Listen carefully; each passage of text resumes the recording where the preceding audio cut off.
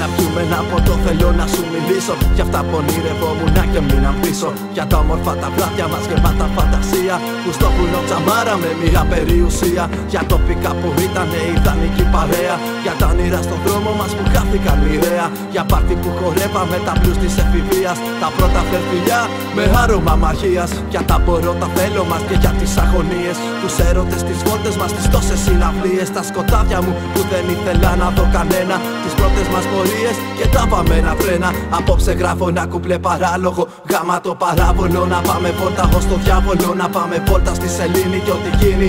Ανάλαμβανε ευθύνη, ανάλαμβανε ευθύνη. Η μουσική, δικιά μας γειτονιά. Γίναμε εκεί σαν να ήμασταν παιδιά. Βάζουμε φωτιά σε όλη τη συνοικία. Μικρόφωνα ανοιχτά, πριν κάποια πιο ηχεία. Η μουσική, δικιά μας γειτονιά. Γίναμε εκεί σαν να ήμασταν παιδιά.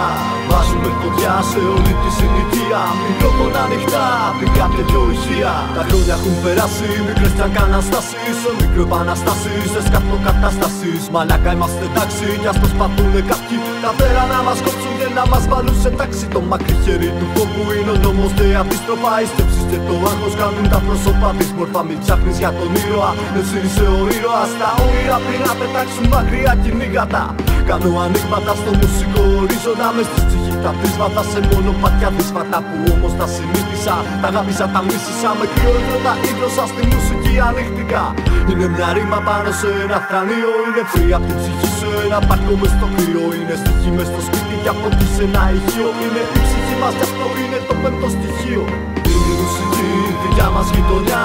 Γίναμε εκεί σαν να ήμασταν παιδιά. Βάζουμε φωτιά σε όλη τη συνοικία. Μικρόφωνα ανοιχτά, πριν κάποια πιο ηχεία. Είναι η μουσική, δικιά μας γειτονιά. Γίναμε εκεί σαν να ήμασταν παιδιά. Βάζουμε φωτιά σε όλη τη συνοικία.